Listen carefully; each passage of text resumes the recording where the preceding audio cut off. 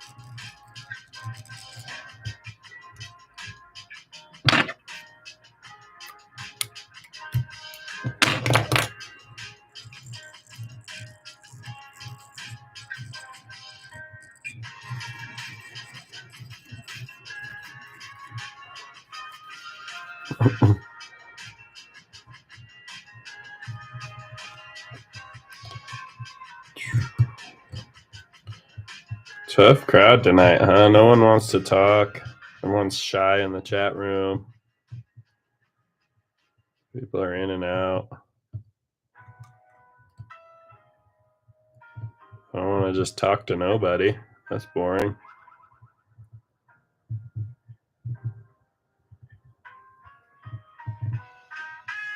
Oh.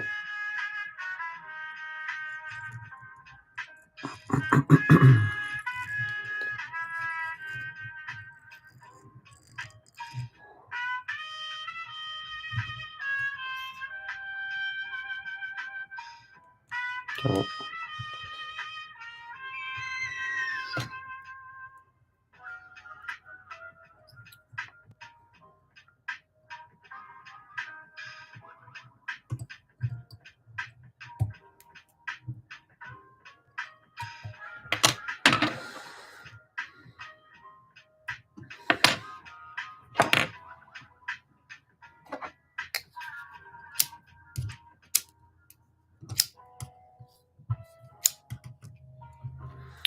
Oh, wow.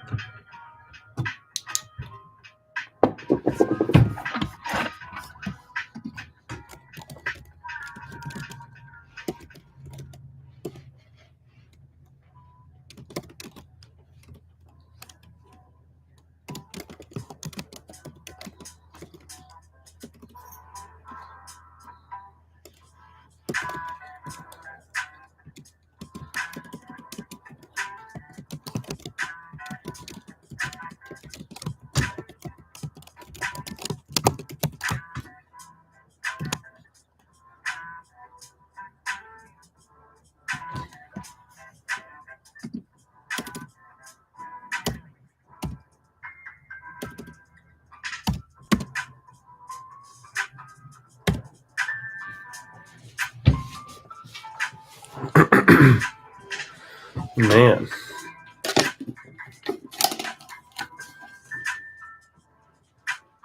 Good $4. Wow.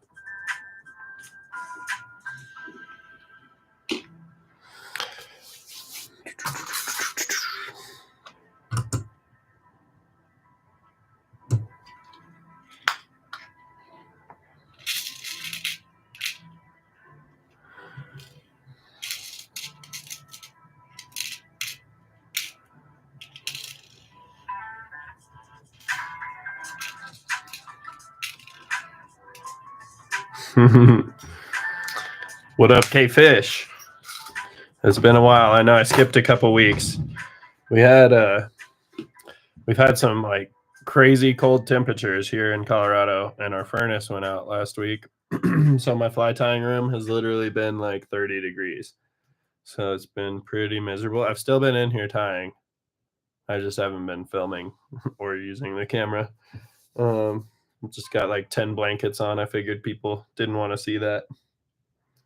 So, but furnace is fixed. We're back in action. And I'm tying some Chironomids. How you doing?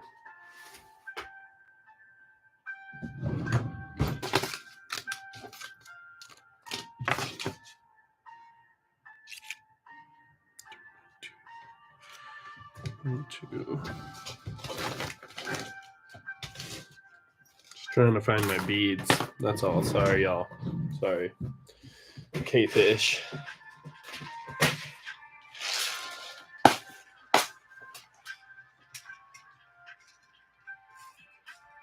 All right. Guess we're going 3.2.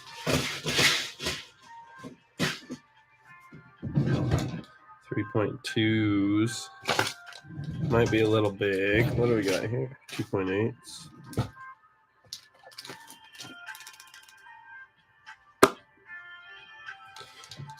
Shoot.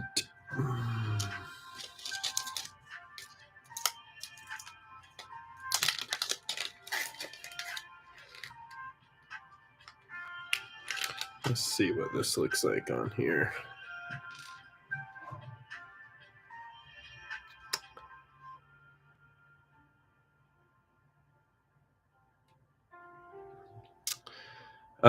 I do not have the pellet fly. I should do a video on the pellet fly. I can show you the material real quick. I used to just spin deer hair for that fly. I just spin it like you would a, I don't know, like a sex dungeon or a streamer head. If you like spin that deer hair really tight and then sculpt it down into a ball, I would make my pellet flies like that. And just recently I was kind of messing around with some new materials, looking through old materials, whatever, and I found this sculpin wool. I don't know if you can see this. Yep, maybe sculpin wool. There we go. It's just like a really coarse, it says olive, but it's really more like a brown color. And I did the same thing you would do with like, yeah, same idea as a streamer head. You pack this on super tight, tie it on there super tight, and then carve it down into a pellet shape with a bead. And yeah, money. I used to guide some stock ponds, and that's all they would eat is pellet flies because they're pellet fed fish. But yeah, it took me a little while to figure that out. I had a trip that no one was catching anything because for a little while we could catch them on flies, but we wouldn't have a lot of luck. And then I came back from a trip a little defeated because no one caught any fish, and my boss was like, "Oh, you should just throw some pellets in there. The fish go crazy." And yeah, that was kind of like a turning moment for me when I was guiding those ponds, because from then on I always had pellet flies, and they work, yeah, especially for pellet fed fish. So, but yeah, maybe I'll do a video on that one. It's pretty easy, pretty simple fly.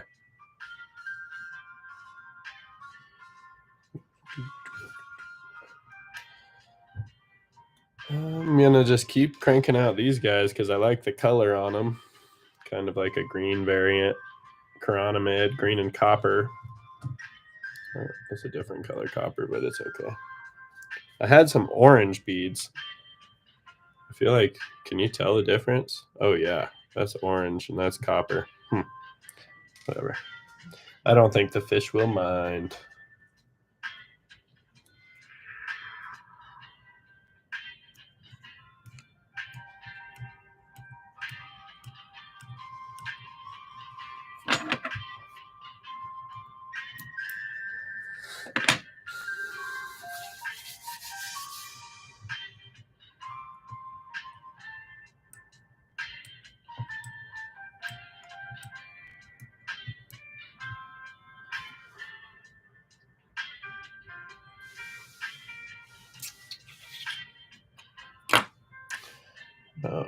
Okay, copper wire. Burnt orange, hot orange wire, actually.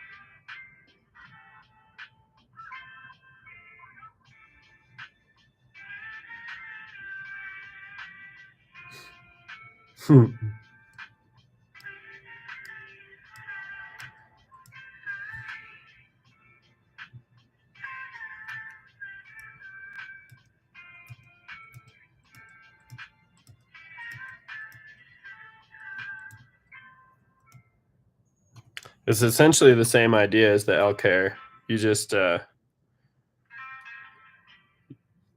tie it on there. You tie it on there in clumps, and then you shape it down like you would deer hair. I can show you after I finish this one. I'll crank one out real quick. I'm pretty sure I have everything to do it pretty easily.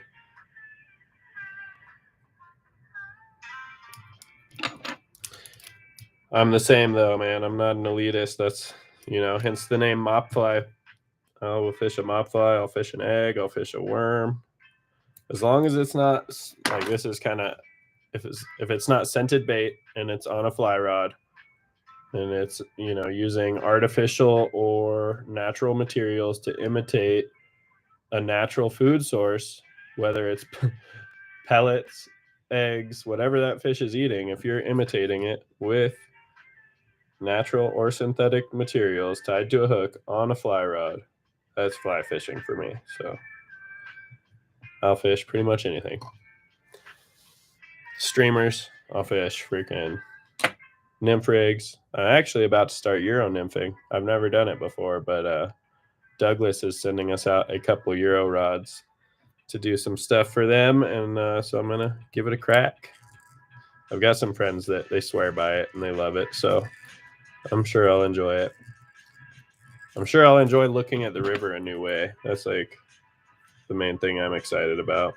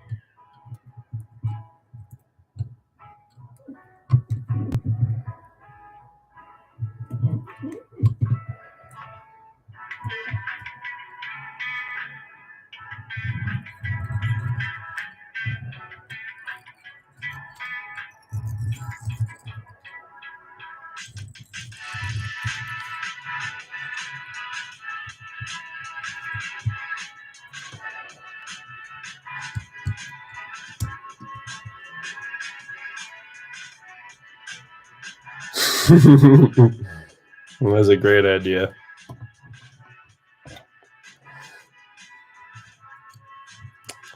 I'm just waiting for like Sesame Street rights to become public domain. I don't know how long that's going to be, but it's like 70 years or something. So then I can use Oscar the Grouch stuff,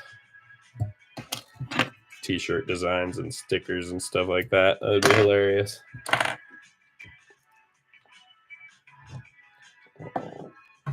Just with a little flame.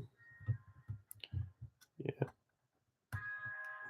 I don't know if I like these better with or without the resin on them. They look better without, but then you put the resin on for some durability, added durability.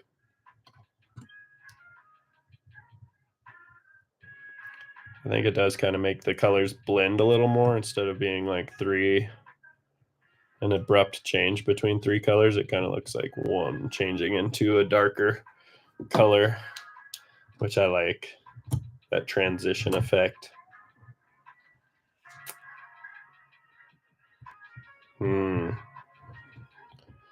Good guide stories. I don't know.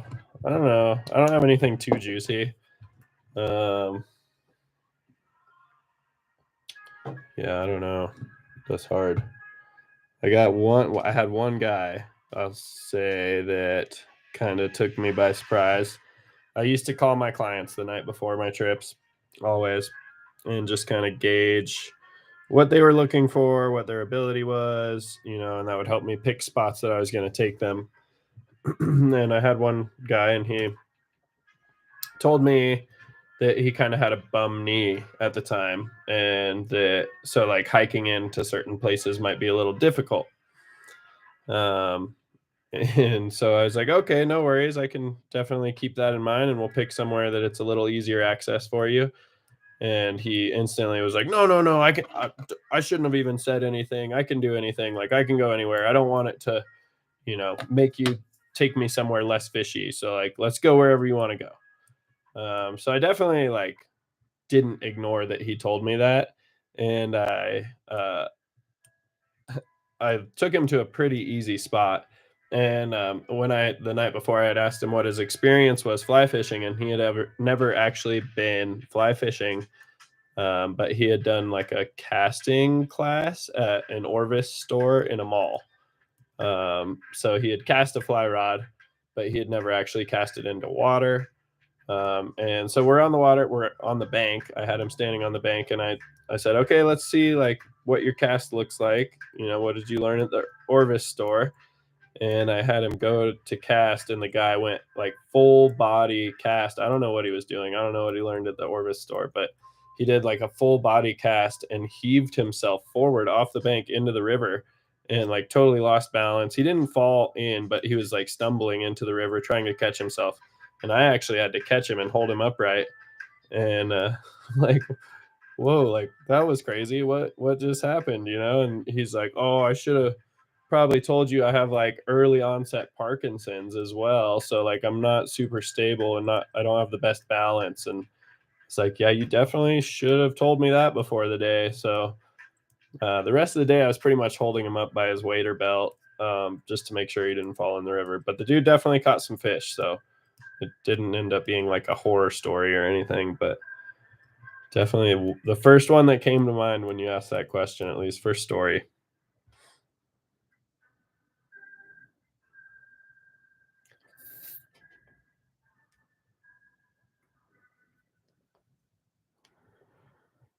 Oh shit, dude! I totally told you I was, I was gonna try tie a pellet fly. I'm just in autopilot. Here we are tying another Chironomid. Um, I swear, after I finish this one, we're gonna tie a pellet fly. Since you're like the only one watching, anyways. Actually, it's showing a couple other people in here.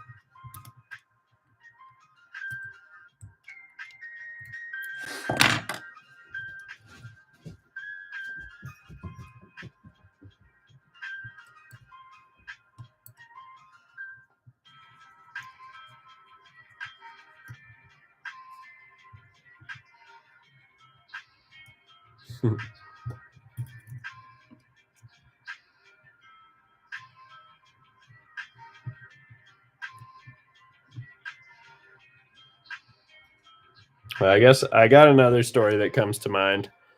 Pretty funny one. I took two brothers out, and this was like, we don't, where I'm guiding is a freestone river, so we don't really guide a whole lot in the winter. Not a lot of people are booking trips. Um, but this was one of the trips I took in December a few years back, and it was two brothers. I think they were from New York or something, and definitely came from some money, or the one brother that booked the trip at least, had some money. And the brother that booked the trip was a fly fisherman, at least he said. And his little brother, who was the other person on the trip, had never been fly fishing. And so big brother wanted to get little brother into the sport. And so he booked this trip, and he kind of, made that clear at the beginning of the trip that he didn't need much instruction, but that his brother would need a lot of instruction. And so again, this is wintertime fishing. There's ice coming down the river in the beginning of the day. Pretty cold. Guides were freezing up, everything like that. And I told both the brothers, I'm like, hey, if your line starts freezing, your guides start freezing up, just let me know. Don't try to break the ice out yourself, because it's just like bending that rod like that. Can put some weird pressure on it. And if you just point the tip down at me, I can get that ice out, no problem for you, and you'll be back to fishing. So the day went on. The brothers both caught fish. The beginner, the one who had never fished, actually totally outfished the older brother, and he was, catching them in the lower part of the hole, catching them in the upper part of the hole. And the older brother's like, man, you're just like favoring him. You're giving him different flies, and you're putting him in the best part of the hole, and blah, blah, blah. And I was like, no, man, you guys have literally the same flies. Like, you have you're fishing the same water. You guys can switch holes if you want. And the little brother loved that. So he was all about switching because he wanted to show his big brother up in whatever water. So they switched and little brother kept catching more fish. And I think at this point it was just like the big brother didn't want to listen to my advice. You know, he had done it before. He had been fly fishing. He didn't need tips. He just wanted to get his brother out. So his brother definitely caught more fish that day. But at one point I see the older brother, you know, and he's got the rod all bent in a weird way and he's trying to break the ice out of the tips, and I see it and he snaps the tip of the rod. And I'm like, oh shit, dude, you just broke the rod. Like, that's exactly what I said would happen. And he goes, no, I think it must have already been broken. I barely put any pressure on that. And I was like, well, you've been fishing that rod all day. How many fish have you landed, you know, before that happened and it didn't break? Like, you were putting a lot more pressure on it then, fighting the fish. Don't you think it would have broke then? And so regardless, the dude who again had money and booked the trip because he wanted to get his brother into fly fishing, which his brother did. He had a great time, caught a ton of fish and loved it. And then, you know, the dude tipped me $20 on the trip, didn't offer to pay for the broken rod, nothing like that. Denied that it was his fault that he broke the rod. Yeah, one of the worst trips I've had, I feel like. Like, the dudes caught fish, it was all good and fun, but just like no gratitude. It's kind of a rough one. Again, I don't know if that's a funny story or crazy story, but that's a lot of what you get in guiding. You get a lot of people that aren't really appreciative of it. You get a lot of people that are super cool too.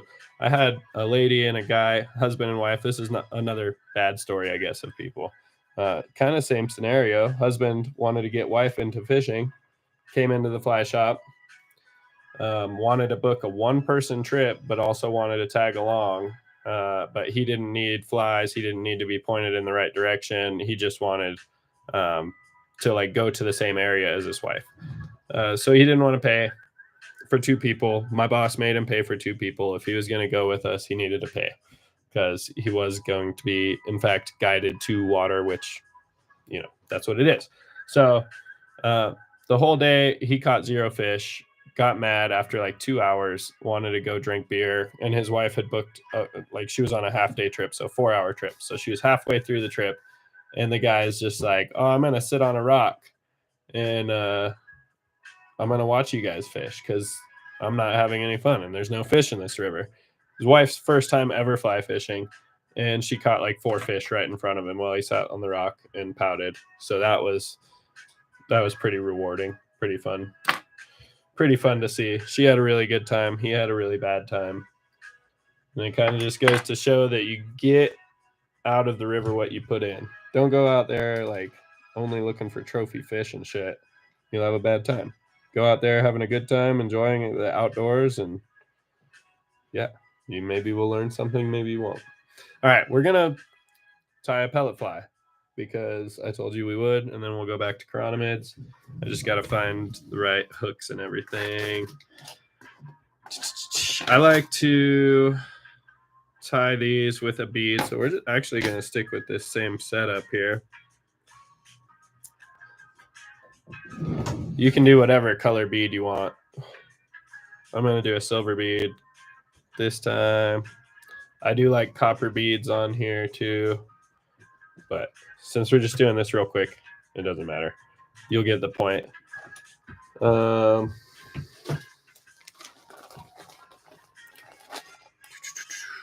So I'm starting with my thread. Obviously, beads already on the hook. This is a size 10 fulling mill grab gape hook. So I don't know, profile wise, it's not huge, but it's got a lot of strength. It's a really stout hook, so it'll definitely hold up to your big pellet heads. So I just set my thread like right about hook point, middle of the shank. I'm grabbing a clump of this sculpin wool, and it's like a dreadlock. I don't know, pretty good chunk of it. And I'm just gonna cut couple chunks of that, about an inch long each. We're gonna tie one on top and one on bottom. I'm just doing a couple wraps there.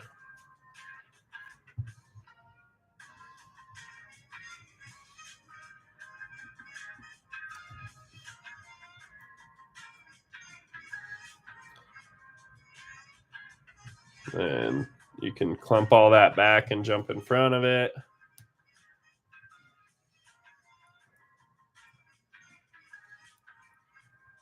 And then I'm just going to do one more big clump, one clump on top and one clump on bottom, same thing.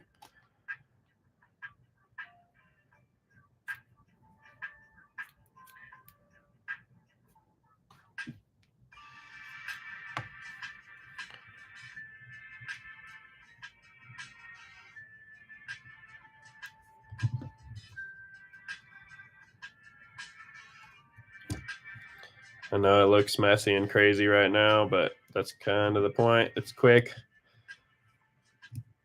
I'm just jumping my thread back in front. And I'll throw a little super glue in here on the thread right as I do the whip finish.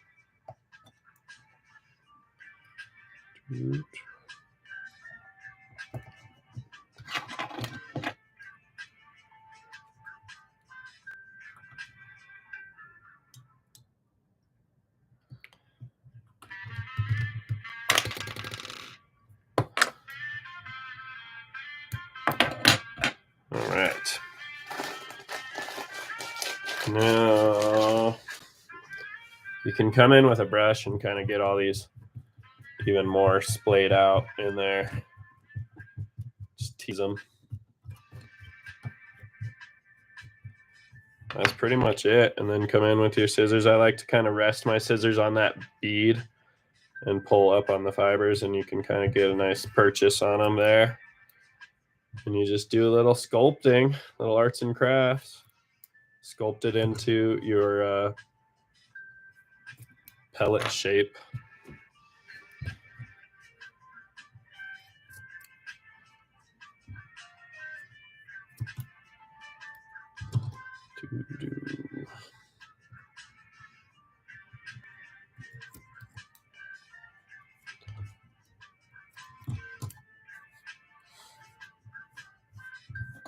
I like to kind of tease it again about halfway through my shaping just to kind of get everything back to uniform length, and then come in and fine tune it.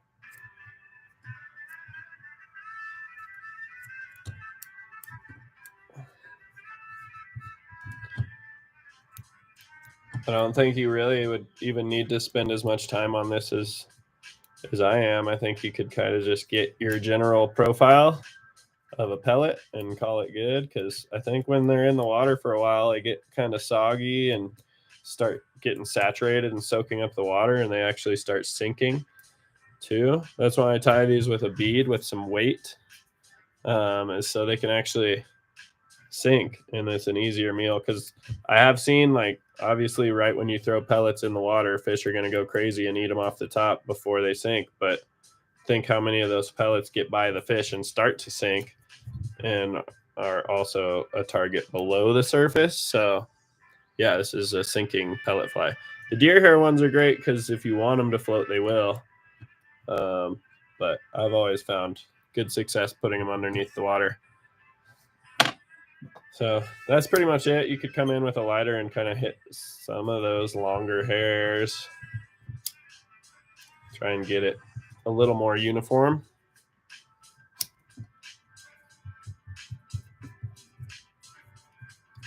But that's also stinky, so I don't recommend it.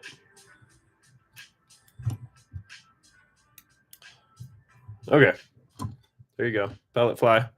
I like this too because it's a very soft material, so it's not going to keep from grabbing them. You know, there's still plenty of room for that hook to purchase underneath there. You know, so yeah, doesn't look pretty, but it's a trash fly.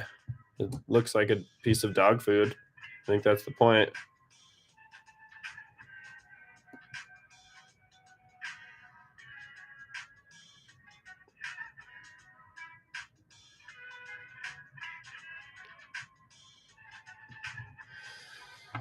You can also tie. Before I did this, I used to tie the deer hair ones with a bead too, and it'll do the same trick.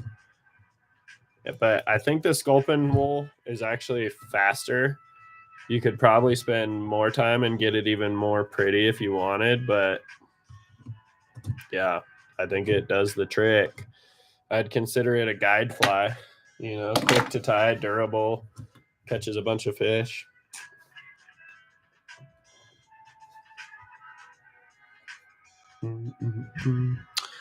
All right, back to Chironomids, I think. Let's see if you guys can see this. This is what I got going so far. It's a pyramid. Oh my god, you can't see that. I'm not even gonna try. I got like, I don't know, 200, almost 200 flies. Half of which are Chironomids, and I'm still tying them. I don't know why. They're fun, I guess. They're easy. You can never have enough of them. Let's get this back in focus here. So what's up, dude? Let's go wide angle for a second. Nope. They didn't want to.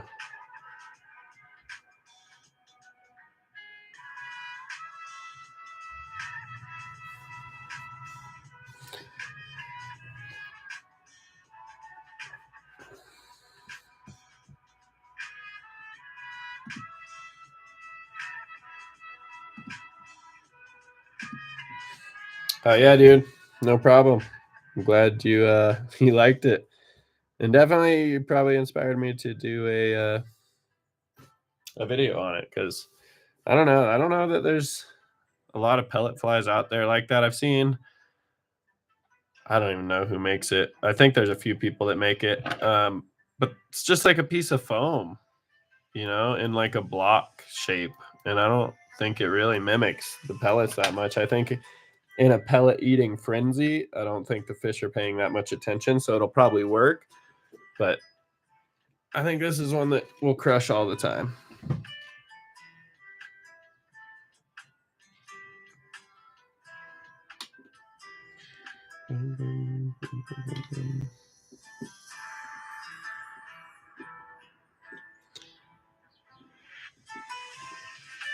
Those look good.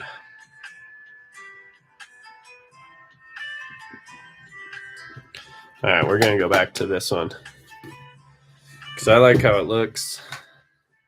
Might as well do one or two more.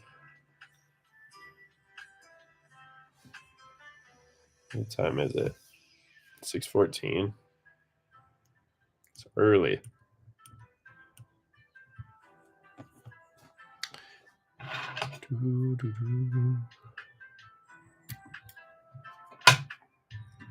Light traffic tonight, though.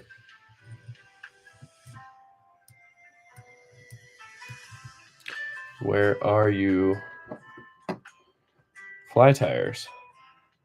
Fly tying enthusiasts.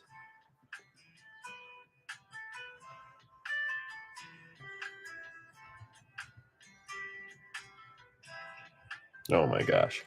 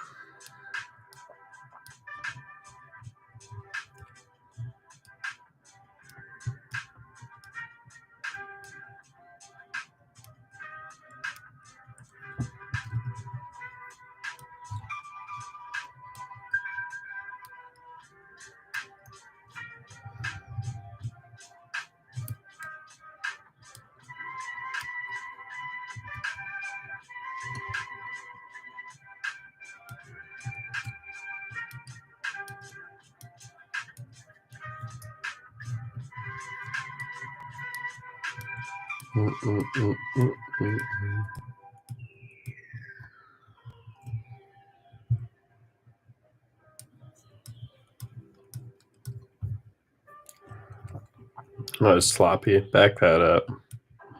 Don't get lazy, kids. I'm sure you're not kids watching. I don't know. Whoever's watching, the two of you, don't get lazy. Do it right.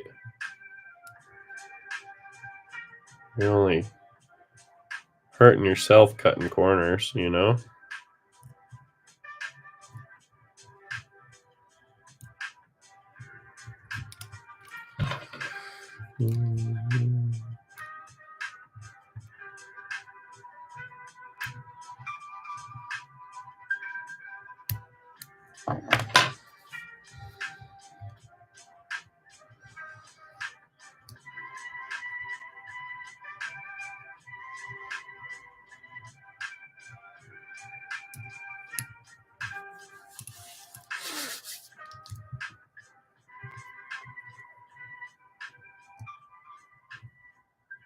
I might have overcooked that one there. Can't get this thread to flatten on. Oh, there it is. That's that nice flat thread we wanted.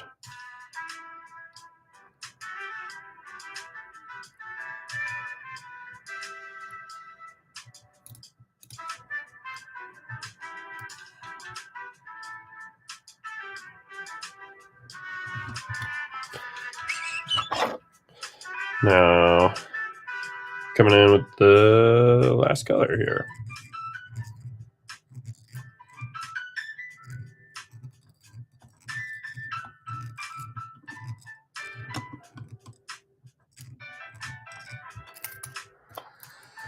Whoa, whoa, whoa.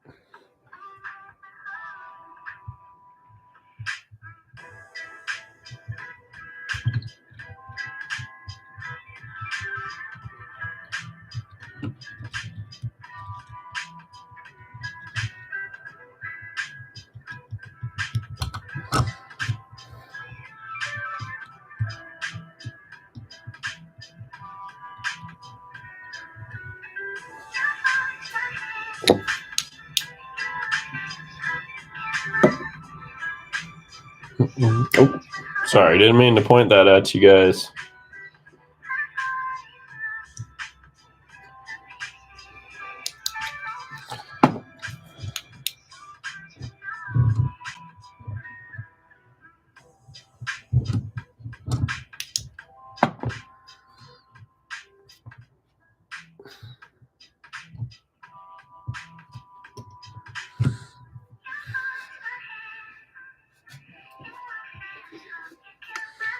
I'm gonna switch back. I did one earlier.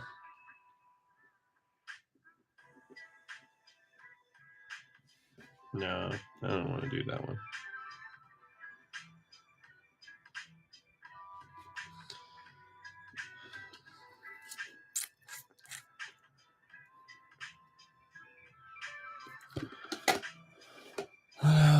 What else do we want to tie here?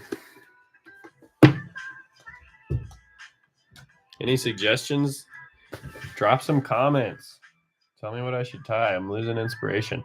I've been tying Chironomids like crazy. I guess we could tie a balanced leech. Let's tie a balanced leech, eh? Eh? Although I don't know what I did with that dubbing.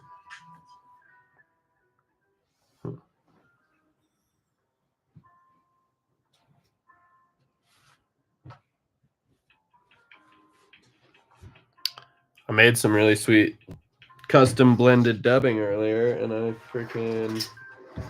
I do not know where I put it, so maybe a leech isn't the best thing to tie.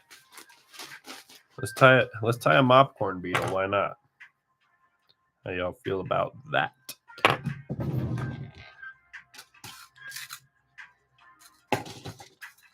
Since there's no comments, no suggestions, that's what we're doing.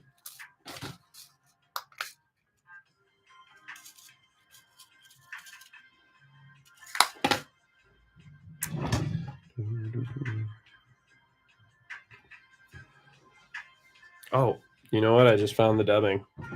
So, whatever. I'm still doing the mopcorn. No, I'm not. Welcome to the ADHD brain, folks. Jig force 12 short.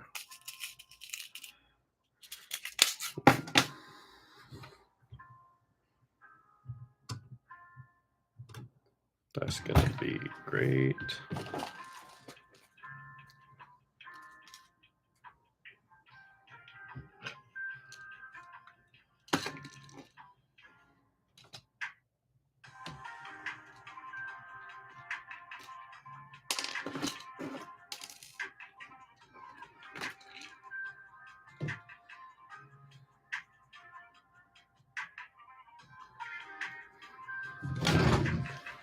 Holy cow. All right. We're going to tie a balanced leech. This is probably a little smaller hook than people would typically tie this on for Pyramid Lake.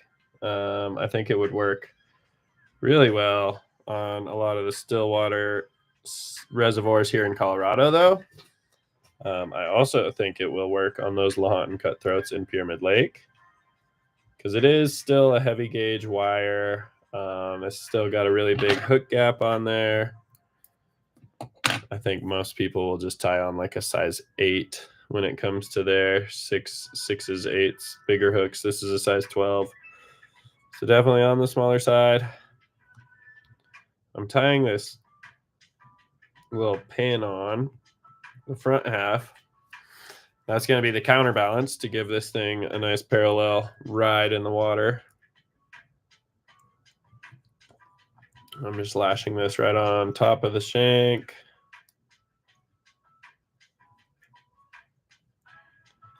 Sneak a couple wraps underneath there, kind of lock it in place. And then something else I'm going to do here just to add a little more weight because this one bead doesn't really balance out that big hook gape. I'm just going to sneak in a little bit of lead-free wire to add a little weight to the front of this bead. And it doesn't have to be pretty.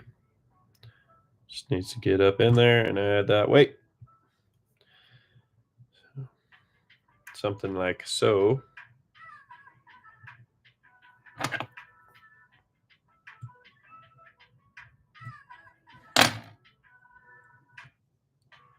You can jump your wire onto that little push pin and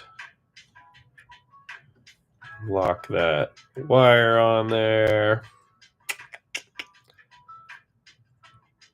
Pitch that guy off. There you go. Now, the rest of this is pretty... Oh my gosh, I just cut my thread off. I'll just change colors because no one cares.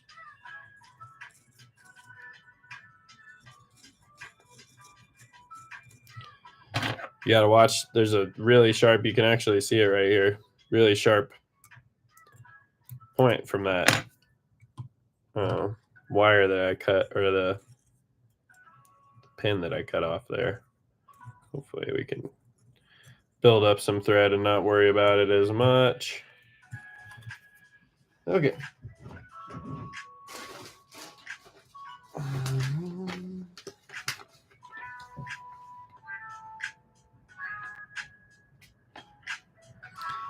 Coming in with the tail of this leech. This is just marabou. Little clump of marabou feathers. I might double it up just because I want a pretty good tail on this leech.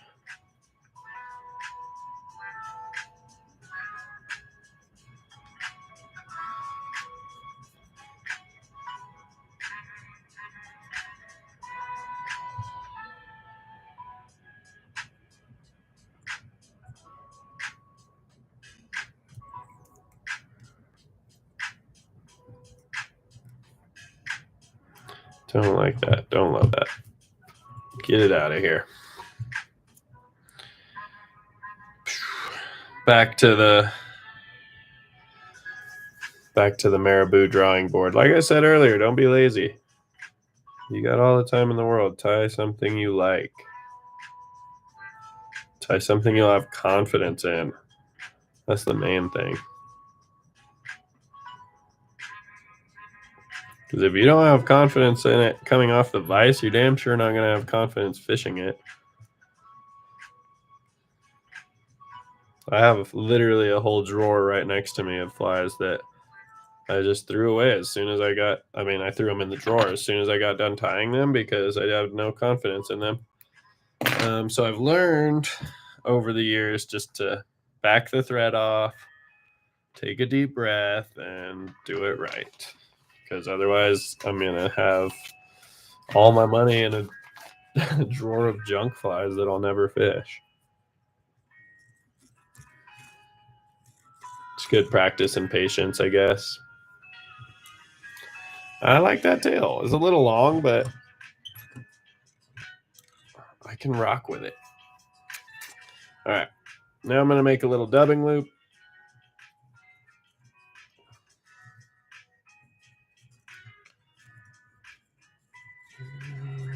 Work my thread back up behind the bead.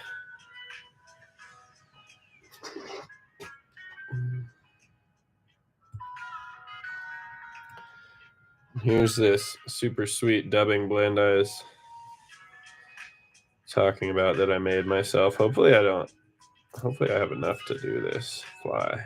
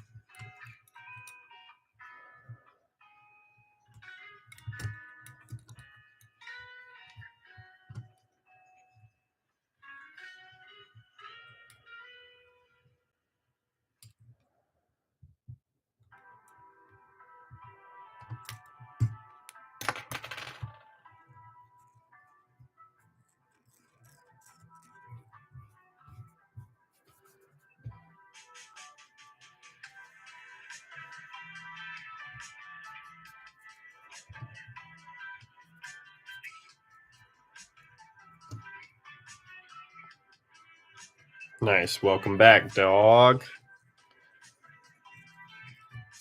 I think you're one of my only viewers that's sticking around tonight. Sometimes I get like 30-something people on here, and then other nights it's like 2.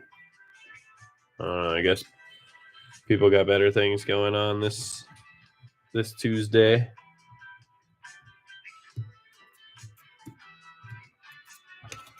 You didn't miss much. I just I think I tied another chironomid or 2 after.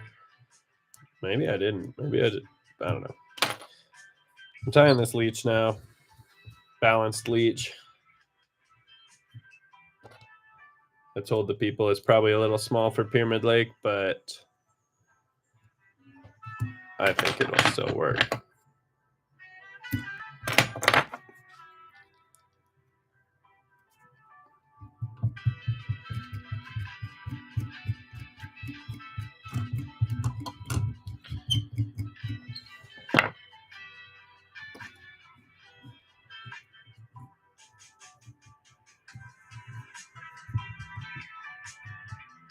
That's it. Balanced leech. Leech.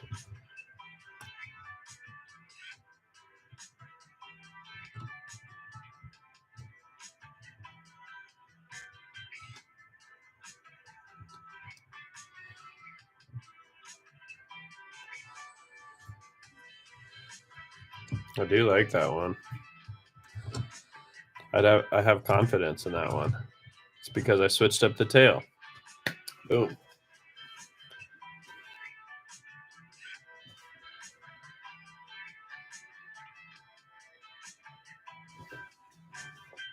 Hell yeah. Thank you.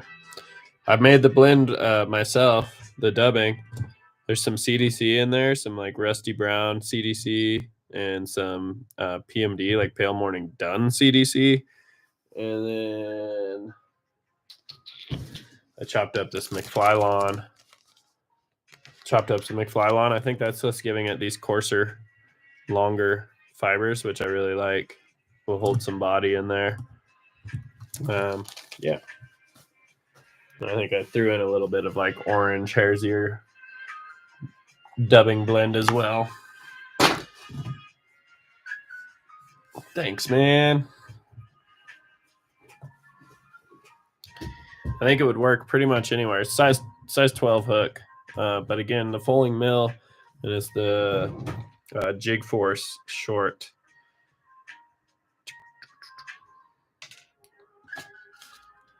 That was the last of that dubbing, though.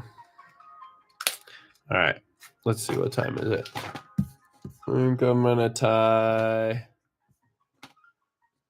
a couple popcorn beetles and then call it a night.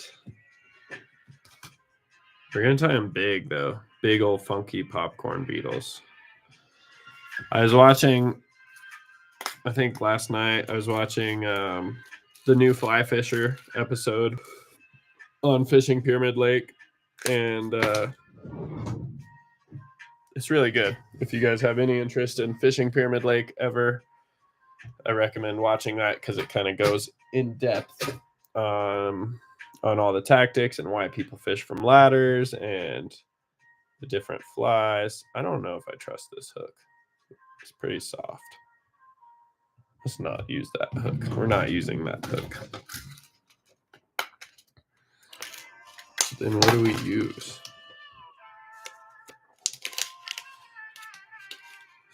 This seems crazy.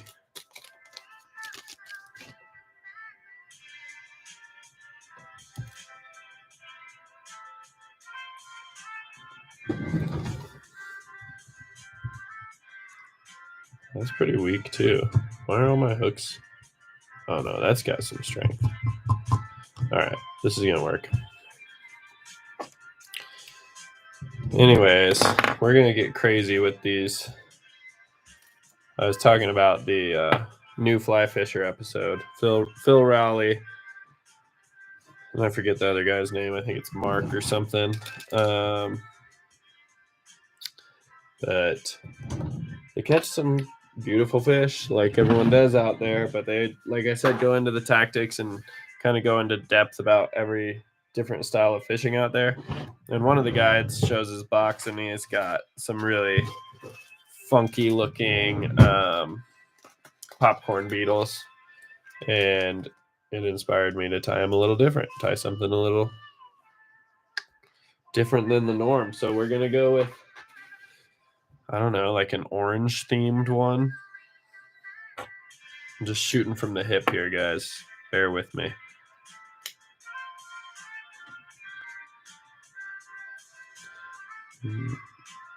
If you're not familiar with the popcorn beetle, it's worth a little Google search. It's pretty funny, unconventional fly. I don't know that you would. I don't know. I wouldn't think, like, if I saw it in a box of flies, probably the last thing I would tie on. Here, I can show you one actually, just for reference. Because this one's not going to look anything like a typical popcorn beetle. So for reference, this is a popcorn beetle right here. It's just like a white foam beetle with chartreuse underneath. That evolved into a tadpole, which they just added a marabou tail to that. But yeah, still really weird. Like, would you want to fish that? Would you think to fish that? I don't know. And then beyond that, then they came up with the mopcorn beetle, which I think is perfect for mop fly. Boom. You got the mop tail. Mopcorn beetle. So now I'm just going to freestyle it and tie something that looks kind of similar to those, but also not the same thing. Like I said, I want to go orange. We're going to go orange foam.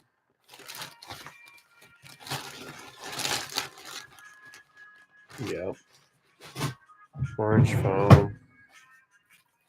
Gonna do some orange flash in there. And we're gonna do an orange zonker tail. Because I just love how zonker moves in the water.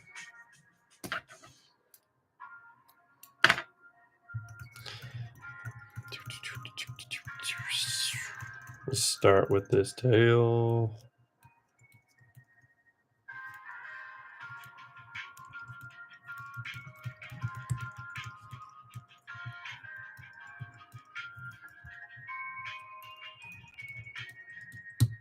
Oh my gosh. I'm breaking thread left and right tonight. Trying to rush.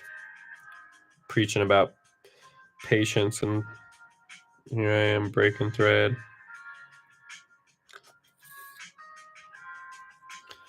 That's all right. We're just going to act like that never happened. You guys never saw anything.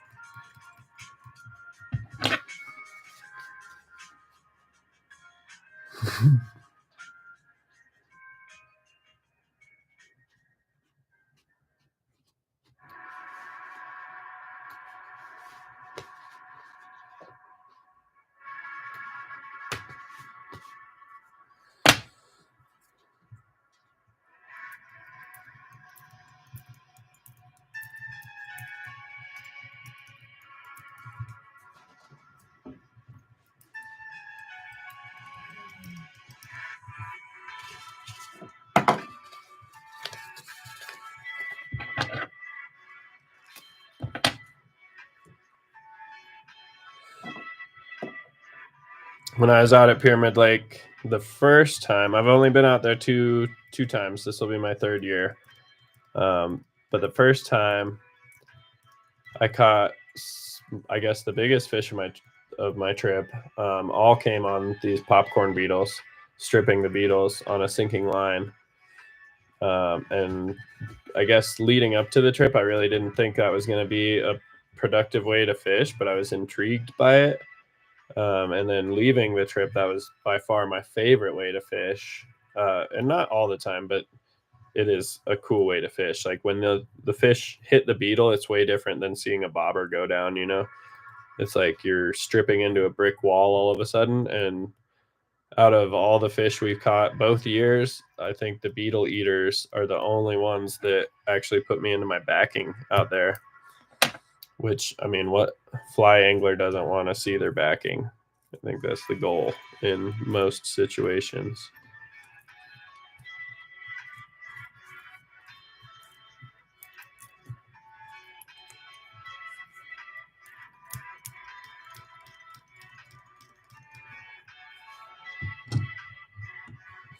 Super funk fly here. I'm going to trim down a couple things, but this is basically it.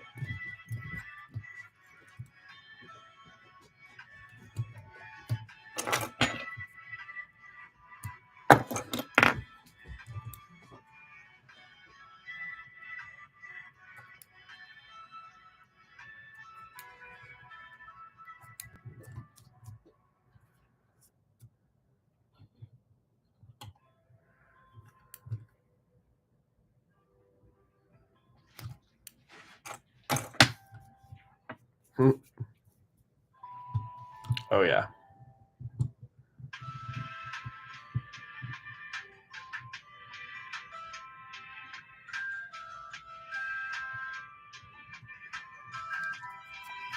Yeah, so that's kind of the point of tying the foam fly. You have a full sink line, and it's not even just a sink tip, it's like full sink line. Cast it out there. You let it sink. This thing's going to stay up off the bottom. And from what I've heard or the research I've done, is there's these little beetles, and there's methane gas that releases from the bottom of the lake. And the beetles will get trapped. The beetles like to be down in the mud and down on the bottom, but they'll get trapped in these methane bubbles, and the bubbles will start taking them up to the surface, and then they'll swim out of the bubble and kind of make their way back down. So you can imitate that motion with these and a sinking line, because this wants to float up, and then when you strip, your sinking line pulls it back down as if the beetle was swimming back towards the water. So you get this cool natural movement, and that's usually, I mean, like, you would usually get them, I think they're attracted to the beetle rising in the bubble, and then as soon as you start stripping, so you're doing like a long slow strip and then a pause to let that beetle float back up, and then a long slow strip pulls it back down, and that's usually when you'd get the strike. So I don't fish a whole lot of still water, but I know there's a pattern that a lot of people use elsewhere called a booby fly, and I think it's the same idea. You're kind of trying to fish that on a sinking line and get that reverse. I don't know. You're pulling it down. It's wanting to float up. You're stripping it down, kind of thing. So yeah, ugly popcorn beetles. Another fly.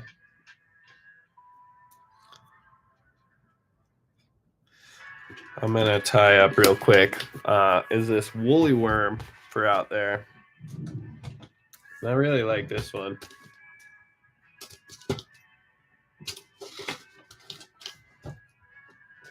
I'm gonna tie this on a size 8.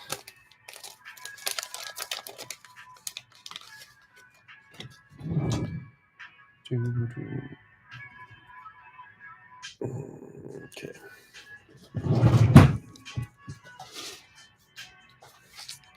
Switch up threads again. Bear with me. We're gonna go black. This is another, I guess, similar pattern, similar idea. It's like a weightless woolly bugger. I think it's called the woolly worm. I could be butchering that, but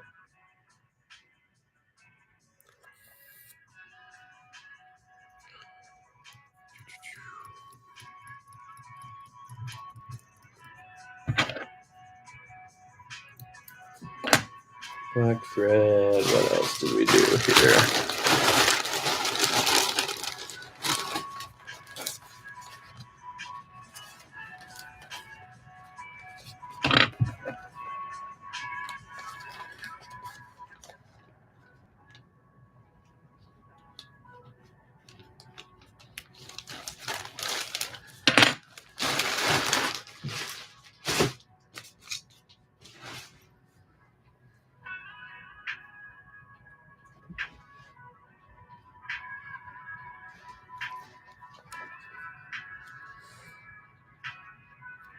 I'm trying to remember what I did here on this fly.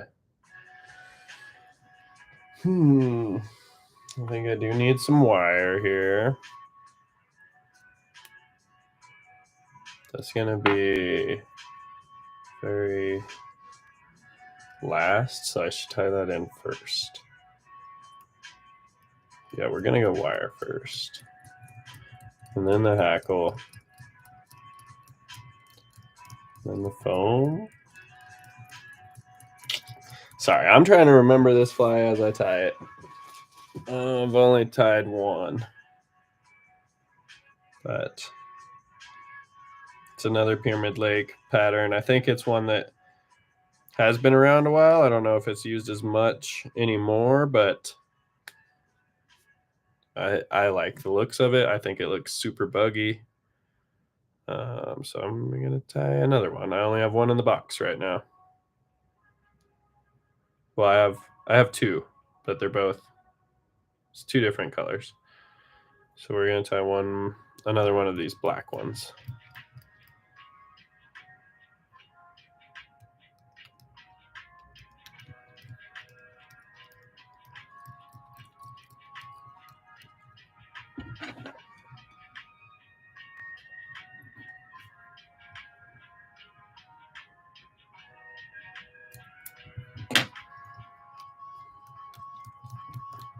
Okay, black. I'm pretty sure I did this. Tie it forward? Do I tie it forward?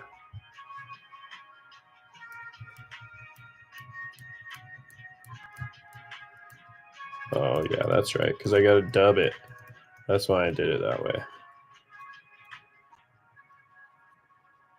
Right?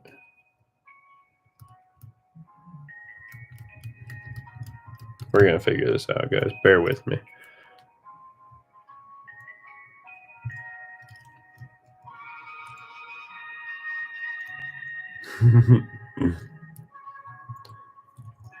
Thanks, K-Fish. I appreciate that, bro.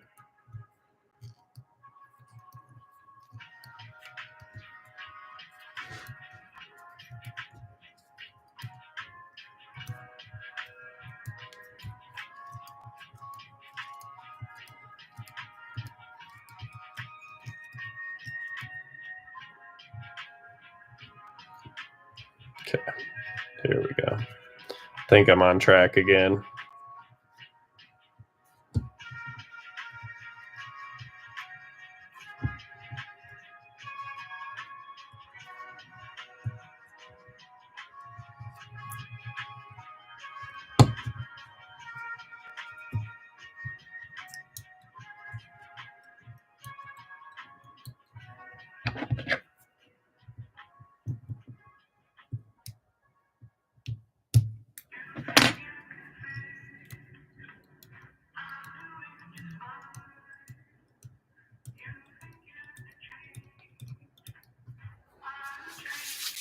Money, money, money, money. Okay. Now we're coming in with this Midnight Fire ice dub. Just gonna spin a clump. This is a pretty messy fly, but I think it's meant to be that way. But it looks super, super buggy. And I'm just covering all this foam with like a loose wrap of this dubbing.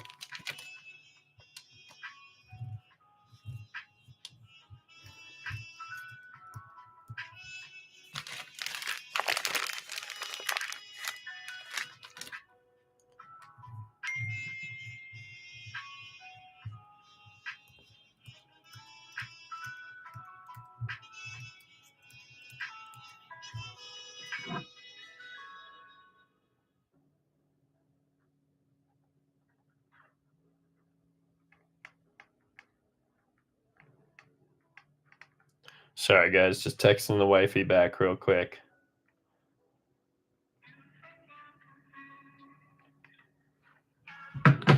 Okay, so now I'm going to take these.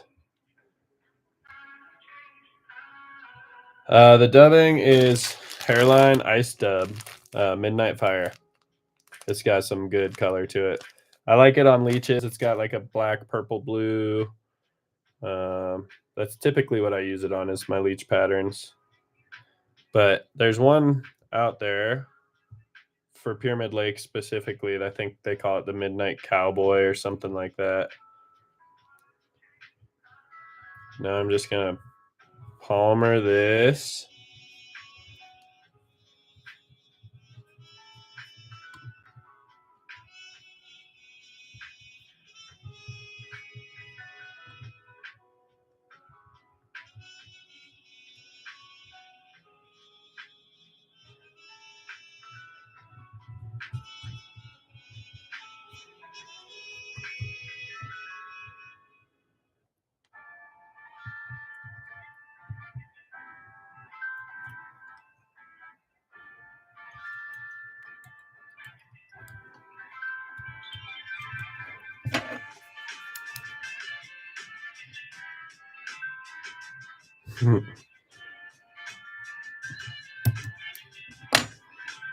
Aloha, brother.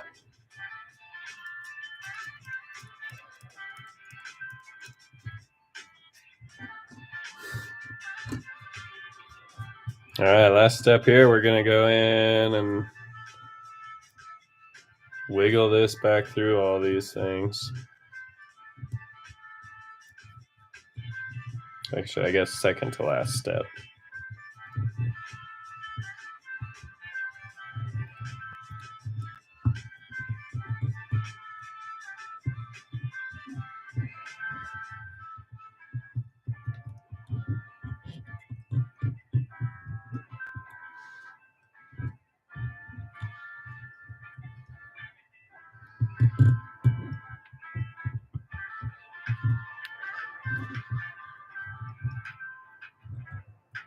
I didn't leave myself much wire to work with there, but we got it done.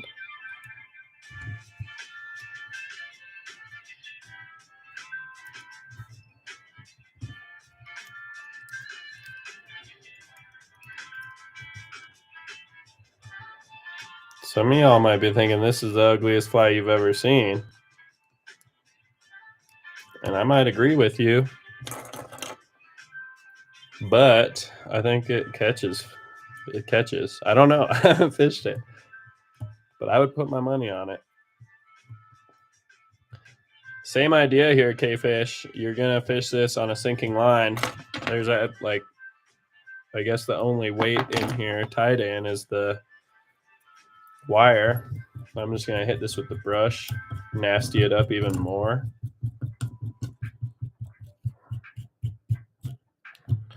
But I think you strip that through the water and a lot of things are going to want to eat it. Honestly, I wouldn't be surprised if you could catch something like swinging that too, like a soft tackle or a wet fly. But yeah, I did tie the foam in there.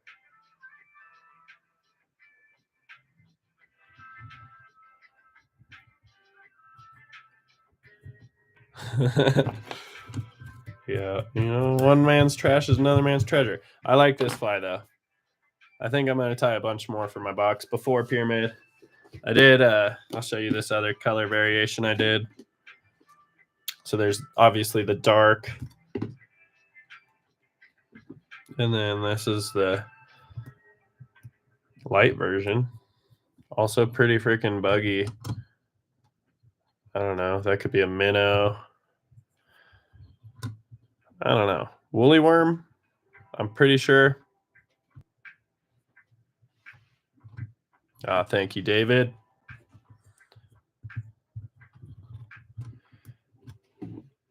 I do think ugly flies catch fish. I think more than anything, and I used to say this back in the guiding days, is I think confidence catches fish. Like at the end of the day, having confidence in your flies and your presentation, your drift, that's your spot, you know, where you're fishing. Having confidence goes a long way.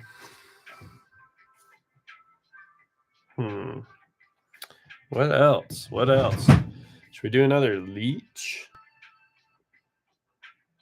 No, I got plenty of leeches. Plenty of chironomids. What's in front of me here? I think I only did one of the mopcorns. We'll do another mopcorn beetle. since we're tying ugly flies, since we're having that conversation.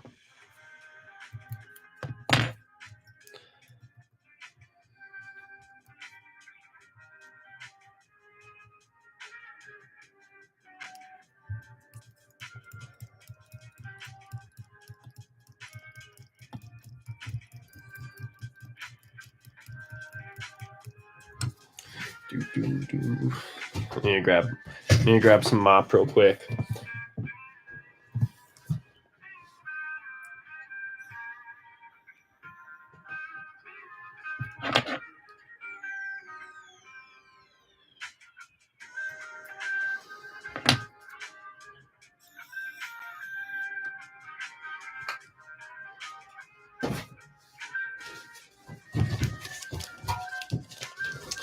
All right.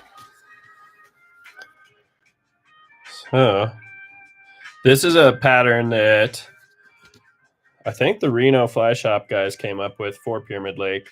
I don't think they came up with the popcorn beetle. I do think they came up with the mop corn beetle with an M. And they tie it with a really long mop. So I'm going to tie it true to the OG pattern.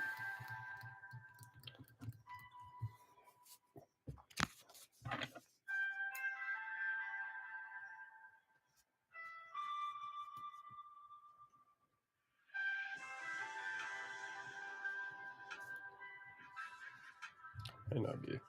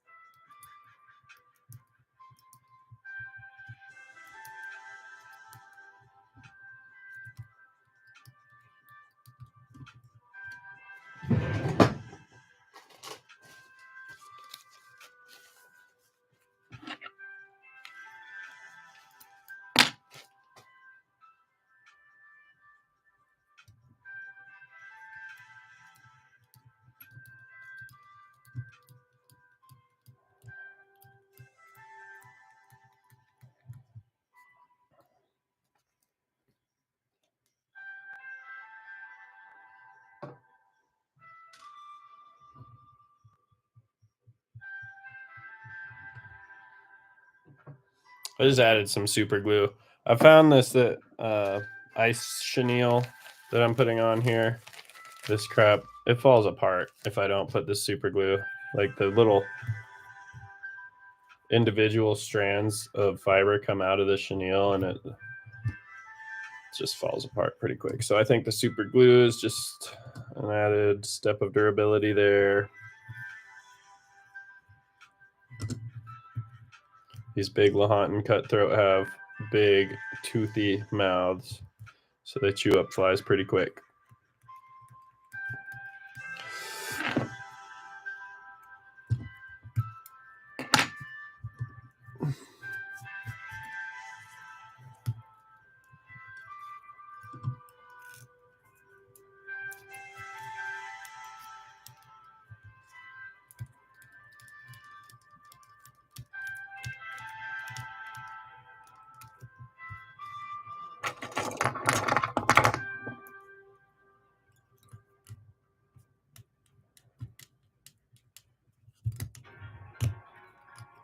So I knew about this pattern going out there last year, and Morgan and I had already started mop fly productions. And for some silly reason, I didn't fish a mopcorn beetle, not even once. I don't even think I took any last year or tied any or bought any or whatever. But this year I've got a heap of mopcorn beetles in the box. And I'm going to fish them. And hopefully they work. Talking about confidence flies. I don't know that I have a lot of confidence in the mopcorn beetle yet. I don't know. It just feels, dare I say, gimmicky. Because the name sounded so good, like popcorn, mopcorn. Throw a mop on there. Change it up. I don't know. It looks so goofy. So funny. But I do think it'll fish, so we're going to see.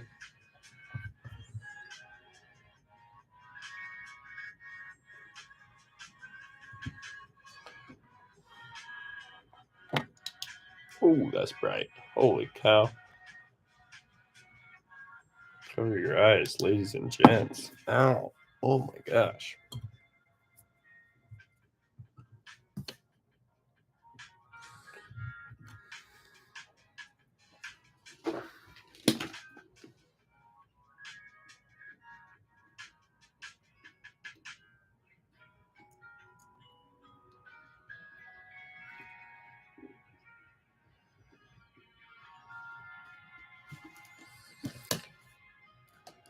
Nice.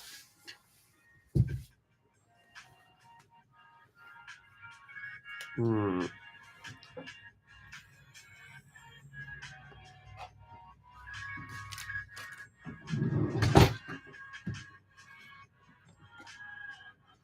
think we should go back to some Chironomids, but a different color. I need to do some smalls, so I'm gonna go smalls. Something I've found out there, and I don't think it's like a profound thing, but small flies work, and a lot of the Chironomids that you buy for Pyramid Lake are like size 10, size 12s. I've even seen like size 8s. And they're usually tied on pretty big hooks. I am going to tie some on size 14, which is definitely on the smaller side for out there, but that's what we're doing.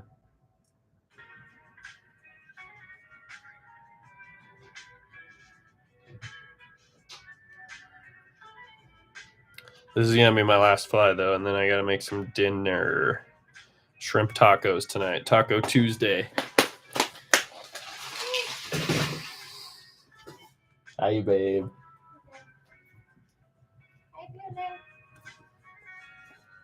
Okay. Hey. What did I do with my red thread?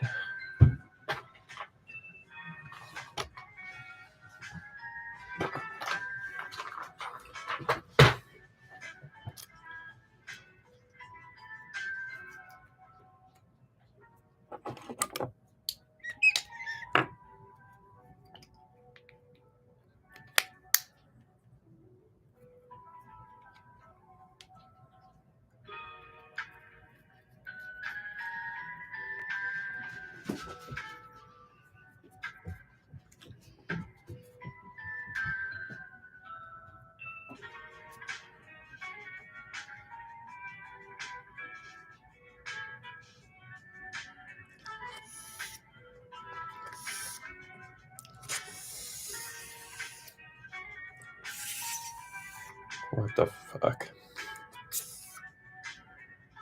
Ah.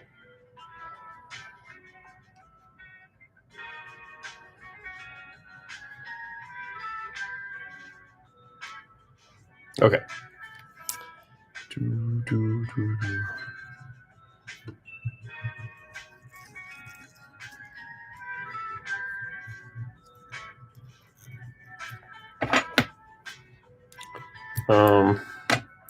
I think I'd already made a bad thread choice here because this stuff's pretty thick. It's going to build up a body really quick, and I'm trying to keep this fly relatively small, but we're in it now. We're just going to roll with it. See how bulky that body's already getting, though?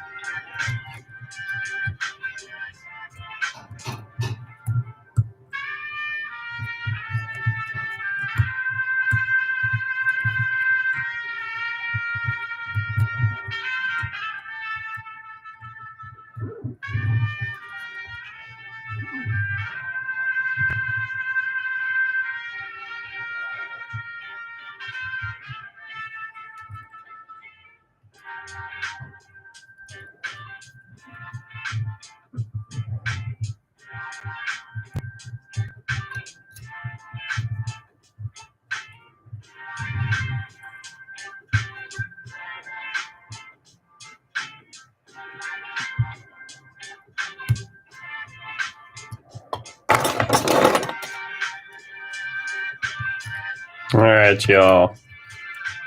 It's been fun. I gotta go make some tacos because I'm starving. And I've tied a bunch of flies in the last couple weeks. Mostly chironomids. Lots of chironomids, so about over it. About over tying these little suckers.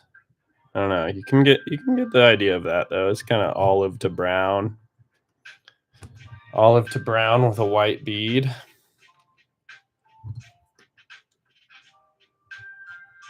I don't know. It gets really dark once you put the resin on there, though. You don't really see the olive anymore. It just kind of turns brown.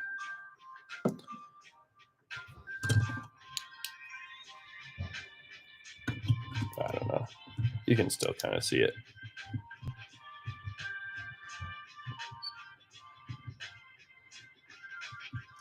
Anyways, thanks for watching tonight, y'all. I will definitely be hopping back on here next Tuesday for another Tying Tuesday with Tanner. Lots of teas. Trying to stay consistent. I didn't come on last week. I already explained earlier, but my furnace was out and it was cold as hell in my fly tying room, and it was hard to get motivated to do much. I did tie. I just didn't film it, didn't record it, didn't go live. But yeah, I'm going to try and do this every Tuesday. So we'll catch you guys next time. Thanks for hanging out. K-Fish, David, anyone else on there? Deuces.